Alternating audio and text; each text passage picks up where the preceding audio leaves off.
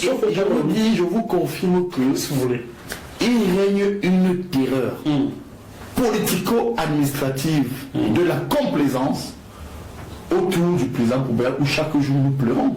Bon, c'est bien qu'ils prennent. Nous pensons quand même qu'il faudrait que les gens prennent bien conscience que on ne peut pas continuer comme ça. Et alors, écoutez, quand les gens veulent des actes de progrès, des actes d'équilibre, ou parce que par leurs actes, ils ont déshumanisé l'État. Totalement déshumanisé l'État. Et aujourd'hui, la peur ne vient pas, et surtout, de ce petit peuple. Ce qui me choque, ce sont les intellectuels. Bien. Mes collègues, tous la ferment parce que ils veulent toujours que c'est moi qui parle, ou d'autres. Et après ils vont dire, comment vous savez qu'ils vont écouter ça? Ils vont couper, ils vont envoyer à la femme de le ministre d'État, ils vont envoyer partout. Vous voyez comment il a encore allé dire. Pourtant en privé ils sont tous d'accord avec moi. J'ai un collègue qui apprécie une bande de l'âge. Oui, vous n'avez pas honte, vous les intellectuels camerounais? Je vous dis, vous croyez qu'on peut maltraiter chaque fois les universitaires comme ça se passe et vous êtes tous complices? Professeur. Mais je pense que le choix que j'ai opéré à faire de la politique, ça aussi il faut le dire, c'est pour prendre le pouvoir un jour avec certaines personnes. Nous allons donc aller là-dessus bientôt. Et vous permettez que il faut on se batte plutôt en politique pour réparer ce que certains ne veulent pas de manière juste donner aux autres dans l'administration. Est-ce que renouveler une classe politique est nécessaire? Oui, mais à une condition. Il faut revaloriser les hommes et des femmes politisés. Parce que malheureusement, nous avons des hommes et des femmes qui arrivent comme un cheveu dans la soupe parce qu'ils appartiennent à des réseaux chez nous. D'accord. Et cette politique de favoritisme et de construction et voire même de tentatives de matérialisation de la vision politique du chef est neutralisée par le copinage, les coquins, les amis, les ethnies. Parfois, est-ce que, si vous me posez la question, nous avons par moments une crise du tribalisme chez nous? Oui. Parce que quand même, je ne voudrais pas toujours prendre sur mon dos de ressortir le tableau noir des postes au Cameroun, mais quand vous les regardez, quand même, ça fait mal. Vous vous posez quand même la question, comment est-on arrivé là? Arriver à croire que certaines personnes peuvent occuper toujours les mêmes postes. 17 ans au ministre. Même sans compétence. Non, écoutez, au-delà même des postes de durabilité, vous avez des zones qui ne sont pas représentées. Regardez, moi je suis un Sawa. Le professeur Soso a été récemment sorti recteur. Mais moi j'ai constaté que... Oui. Il n'est pas dans cet organisme qui régule les doctorants. Non, il y a 3 jours, il y a 3 ou 4 jours, Soso qui est d'une cam n'est plus recteur. Ah d'accord. Bon, mais alors moi j'ai constaté quelque chose que je dois vous dire. Il faut quand même que je parle à mon frère et à mes femmes Ndongo. À Yaoundé 2, le recteur s'appelle Rumba. Il est du sud. Il a remplacé Minkwa du sud. Et Minkwa du sud a remplacé au Conseil constitutionnel Joseph Ouna du Sud. Mais à Yaoundé 1, c'est un Ewondo qui remplace un Yabassi. Comme s'il n'y avait aucun Sawa capable d'être recteur. Et la même configuration, si je l'avais dit, vous m'aurez dit, ah, vous êtes pas bien écrit, vous êtes non, écoutez, non, je vous montre un peu ce qu'on appelle le tribalisme administratif inconscient. Écoutez, je vous donne encore des chiffres. Oui, allez-y. Prenez les gouverneurs au Cameroun. Quand je vous dis que nous, les biaïstes, nous sommes le socle de transformation d'un Cameroun juste. Vous savez que les ressortissants du centre, sud et est ont pratiquement 5 gouverneurs. Centre, sud et est, 5 gouverneurs sur 10. Je vous laisse sur 10. Regardez. Vongo, qui est du centre, il est Nanga. Et il est gouverneur de l'Est. De l'Est, ok. Okala Bilay est du centre. Oui, comme Vongo, il est gouverneur du sud-ouest. Abaté, Edi, est du sud, il est gouverneur du nord. Ngele est de l'Est. Et le gouverneur du Sud. Et maintenant, quand vous allez rechercher, Iva Dibois, il est du Sud, il est gouverneur dans le littoral. Et les 5 autres viennent d'où? Les 5 autres sont comme ça de manière éparse. Il y a l'extrême nord, le nord, et puis il y a un Bamileke de l'ouest. Vous n'avez jamais dit un Boulou, un Ewondo, mais quand c'est un homme de l'ouest, vous dites un Bamileke. Non, pourquoi vous dites pas un homme de l'ouest? J'ai dit Mbongo et de Nanga. Vous voyez? Non. S'il vous plaît. Non, je n'entre nulle part, mais je vous explique de manière inconsciente. Donc il y a un homme de l'ouest. Il y a 5 et puis le dernier est du sud-ouest, Nasséré Bia, chez nous. Bien. Écoutez encore, prenez les préfets. Allons-y. Nous avons 58 préfets. 35 sont originaires du centre et du sud. Pardon? Mais écoutez, vous savez, moi je pense que de manière inconsciente, 35 sont originaires du sud, vous dites? Je vous dis du centre et du sud. Du sud, centre et sud. Donc, oui. Ça, c'est le sud. Bon, maintenant, regardez. Il reste 23. Regardez un cadre qui nous concerne. Le directeur de l'IRIC, il est du centre. Le directeur de l'école normale, il est du centre. Le directeur je ne sais pas, permettez-moi, de l'ENAM, il est du centre. Le directeur de l'ENAM, le directeur il est doyen. Bon, alors quand vous voyez l'université... Le directeur de la CNPS est du... Non, je parle d'abord des grandes écoles. Académique. Parce que je dis sur le plan académique, des choses qui peuvent choquer et qui sont des trahisons telles que le président Paul Biya a dit pour marquer la politique d'équilibre régional. Comment on peut remplacer un recteur du littoral par un recteur du centre? Ils ont le vent en poupe, hein? Alors, écoutez, je vais encore aller loin, au-delà des préfets. Parce que je vais vous dire quelque chose, nous les Sawa, on n'a même pas de gouverneur. Aucun gouverneur n'est originaire du littoral. Bon, maintenant, je reviens donc sur l'université. Quand vous prenez l'université de Yaoundé 2, le recteur actuel, Mbaki est même un ami pour quelqu'un qui a une compétence, malheureusement, on pouvait équilibrer ailleurs et faire mettre Ongba. Il est du sud. Le vice-recteur Abouya Manassé est du centre. Bon, prenez Yaoundé 1, où le recteur serait du centre lui aussi. Et toi? Le vice-recteur Onangini est du sud. Ah, Onangini, notre ami Onangini. Bon, vous comprenez? Alors quand vous faites la rétribution des recteurs, regardez, je vous donne encore les chiffres. On a 11 recteurs. Le recteur de Yaoundé 2, il est centre et sud. Yaoundé 1, il est centre et sud. Le recteur de l'université de Douala, il est centre et sud. Comment il s'appelle celui de Douala déjà? On doit Magloire. Parce que j'ai connu un Samuel. Oui, on doit Magloire. Il est compétent, mais qu'on rationalise. Bon, maintenant, le recteur de Douala, il est centre et sud. Et le recteur du sud, celui de Yaoundé 1, c'est et toi. Celui du sud, c'est et toi et toi. Je pense quand même que les gens doivent aider le président.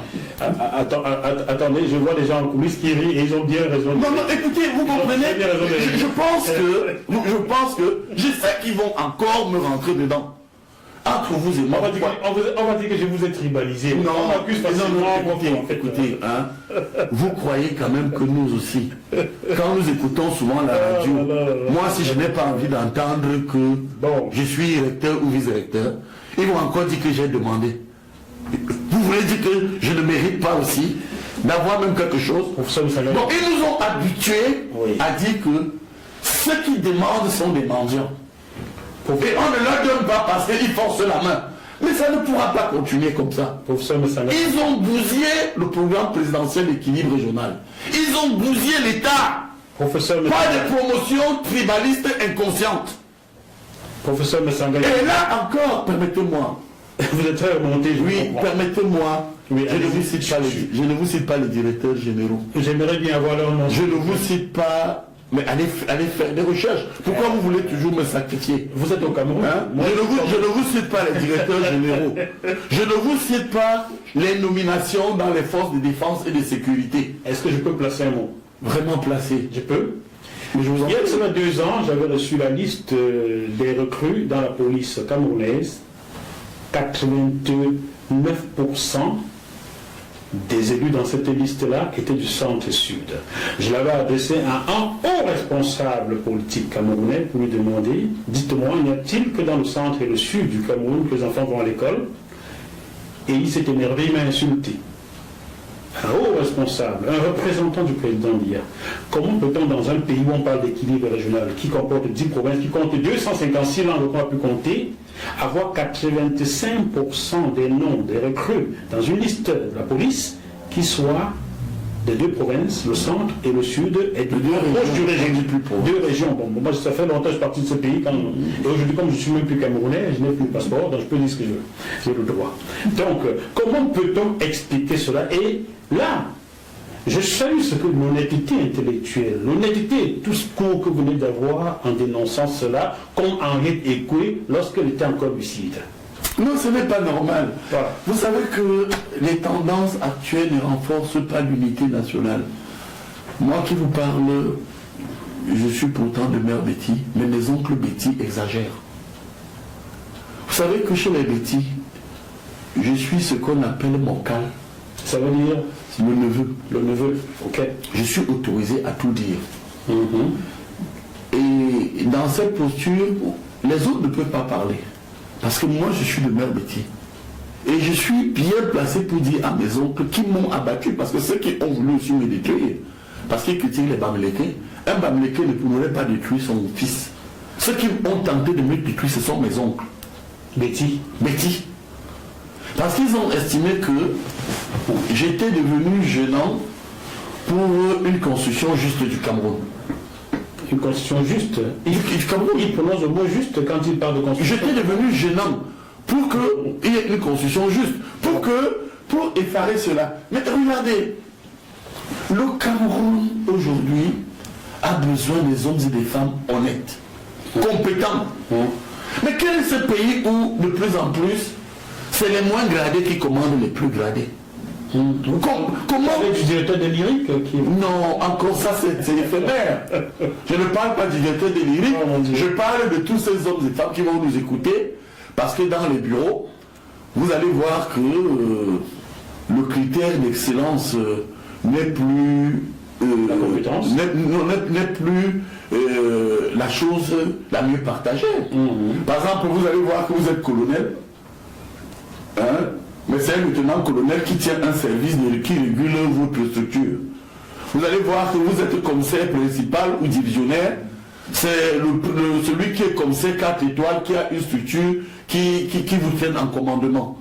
Alors moi j'ai toujours pensé que si nous voulons que le Cameroun se construise avec force, il faut vulgariser la compétence. Ça veut dire quoi?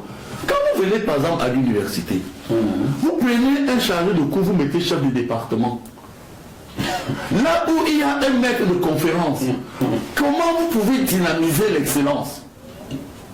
Moi je pense que la rétribution du commandement académique statocentré devrait commencer par se faire par ordre de grade. Professeur, vous comprenez? Aujourd'hui, nous nous retrouvons dans une espèce de déboire où le destin du chercheur. Et il y a même des cas où, quand il se fâche, on vous dit que vous n'entrez même plus à l'amphi. Regardez, je vous prends un cas banal parce que vous avez cité l'IRIC à plusieurs reprises. À l'IRIC, je suis actuellement, qu'un seul de mes collègues lève la main. Je suis aujourd'hui après Pondy, qui a pris sa retraite, Zam qui est décédé, Abotabi qui est décédé, Dieu donné le nom. Comment on peut priver de l'IRIC l'un des rares professeurs titulaires de relations internationales que je suis? Mais il préfère prendre mes cours parce qu'il est donné à quelqu'un d'autre. On dit qu'il n'a qu'à les dire. L'autoritarisme administratif, statocentré, est en train de détruire le champ de recherche chez nous. Tout ça sous le pouvoir de votre champion. Oui, on ne peut pas continuer à jouer comme ça où... Quand vous allez dans les ministères, et je termine là-dessus. Oui, s'il vous plaît. Je vous assure que les frustrations ont dépassé tous les bords. D'accord. Prenez le cas du Midrex. Ministère des Relations extérieures, voilà. où j'ai beaucoup d'étudiants. Je regarde souvent ce qui s'y passe. Je vois un ministre plénipotentiaire qui est sous l'autorité d'un conseiller. Je vois un attaché, un secrétaire des affaires étrangères, qui est sous l'autorité d'un attaché des affaires étrangères. Or, quel est l'objectif? Si nous voulons nous tourner vers l'excellence, il faut toujours commencer par privilégier, même si on nous dit que la fonction appartient à l'État, le grade appartient à l'homme, mais cet adage de Georges Bourdeau signifie que lorsque vous discriminez avec les meilleurs. La discrimination ne voudrait pas dire que vous allez aller prendre un administrateur civil principal, vous allez le mettre sous-préfet, et vous allez prendre un administrateur civil, vous mettez préfet. Vous tuez le rêve. Vous créez des frustrations, et vous ne construisez pas un pays où les dynamiques doivent rivaliser entre elles à l'effet de produire quelque chose d'efficace. Vous finirez par légitimer tout ce que je dénonce quelque part. Voilà les changements que nous voulons opérer. Merci de le dire à ma place. Et il faut changer de paradigme aujourd'hui. Ayons le courage de dire que ce sont les meilleurs, les hommes et les femmes qui travaillent dur et qui atteignent un certain piédestal de grade et qui devraient être récompensés et couverts par la fonction. Quel est ce pays où les moins gradés commandent toujours les plus gradés? Vous chutez là-dessus. Je vais prier ceux qui sont en coulisses de ne pas s'impatienter. On a le dernier chapitre. Et à la fin, je voudrais fraternellement partager 2 grains d'argile avec chacun, car vous êtes mes frères. Même si nous nous opposons sur certains terrains, vous êtes mes frères. Voilà, à la suite de ce que le professeur Msanga Nyanding vient de dénoncer, je vous conseille de regarder l'émission avec Joël Didier Ngo intitulée Cameroun, tribalisme de l'État, sa genèse et son fonctionnement. Ça va dans le même sens. Et le professeur Msanga Nyanding, comme Joël Didier Ngo, sont les gens qui connaissent très bien l'appareil d'État. Oui, mais en attendant, concernant l'université, monsieur Jacques Famendongo, vous avez que j'ai bien connu, lui, permettez-moi de dire que il y a quand même des choses qui ont échappé au ministre d'État. Vous avez des gens, moi je suis quelqu'un encore en fonction qui travaille, il faut qu'il fasse très attention. Parce que moi j'ai l'impression que le ministre Jacques Famendongo ne réalise même pas l'état de tension et de frustration qui règne actuellement à l'université sous son magistère en tant que ministre d'État, ministre d'enseignement supérieur depuis 17 ans. Très bien, j'ajoute cette phrase. Il faut qu'on rattrape ça. J'ajoute une dernière phrase, après nous passons à la dernière partie. Chers téléspectateurs, en mars 2006, je tournais un documentaire au Cameroun. J'avais tourné à l'université Yaoundé 1, j'avais tourné à l'université Yaoundé 2, où j'avais découvert qu'il y avait des structures dans ces universités qui recrutaient des jeunes filles qu'on envoyait dans la prostitution en Europe. Le documentaire Les filières africaines de la prostitution, oui, vous ne savez pas qui l'a tourné, c'est Jacques Moffo, c'est moi, qui a été diffusé sur TF1 France, sur Planète, sur Canal, sélectionné au festival des meilleurs documentaires aux États-Unis. Oui, c'est moi qui l'avais tourné. Lorsque tu as ce documentaire-là, votre ex-ami, feu Suzanne Bombach, avait fait retirer nos passeports, mon collègue et moi, et les avait envoyés à M. Jacques Famendongo. Nous étions prisonniers à ciel ouvert au Cameroun, 48 heures. On nous reprochait de salir le Cameroun. Pourtant, nous essayons de comprendre pourquoi le Cameroun s'enfonçait dans ce que vous dénoncez aujourd'hui. Vous venez aujourd'hui légitimer ce que nous dénoncions dans un documentaire il y a 18 ans. Comme quoi il vaut mieux écouter les journalistes. Ils ne sont pas là que pour vous emmerder, ils sont là pour vous faire prendre conscience et essayer de changer de paradigme. C'est tout. Si on nous avait écouté, le Cameroun irait peut-être. Bon. Et ouais, nous nous plaignons de ce qu'il y a ces injustices. Et lorsque vous dénoncez ces injustices, certains vont dire que vous êtes contre le président. Ben, c'est ce qu'on nous a dit au Cameroun. Voilà. Malheureusement. C'est souvent ça. Et depuis, j'ai choisi de ne plus jamais tourner au Cameroun. Non mais... Je tourne à Dubaï, je tourne au Canada, je tourne aux États-Unis, tout partout, sauf au Cameroun. Je vous confirme que, si vous voulez, il règne une terreur politico-administrative de la complaisance autour du président Poubelle où chaque jour nous pleurons. Bon, c'est dire qu'ils prennent... Nous pensons quand même qu'il faudrait que les gens prennent bien conscience que on ne peut pas continuer comme ça. Et alors, écoutez, quand les gens veulent des actes de progrès, des actes d'équilibre, ou parce que par leurs actes, ils ont déshumanisé l'État. Totalement déshumanisé l'État. Et aujourd'hui, la peur ne vient pas, et surtout, de ce petit peuple. Ce qui me choque, ce sont les intellectuels. Bien. Mes collègues, tous la ferment parce que ils veulent toujours que c'est moi qui parle, ou d'autres. Et après, ils vont dire, comment vous savez qu'ils vont écouter ça? Ils vont couper, ils vont envoyer à femme de ministre d'État, ils vont envoyer partir. Vous voyez comment il a encore allé dire. Pourtant, en privé, ils sont tous d'accord avec moi. J'ai un collègue qui apprécie... Une bande de lâches. Oui, ben, vous n'avez pas honte, vous les intellectuels camerounais? Je vous dis, il y a un... Vous croyez qu'on peut maltraiter chaque fois les universitaires comme ça se passe et vous êtes tous complices? Professeur. Mais je pense que le choix que j'ai opéré à faire de la politique, ça aussi il faut le dire, c'est pour prendre le pouvoir un jour avec certaines personnes. Nous allons donc aller là-dessus bientôt. Et vous permettez que il faut on se batte plutôt en politique pour réparer ce que certains ne veulent pas de manière juste donner aux autres dans l'administration.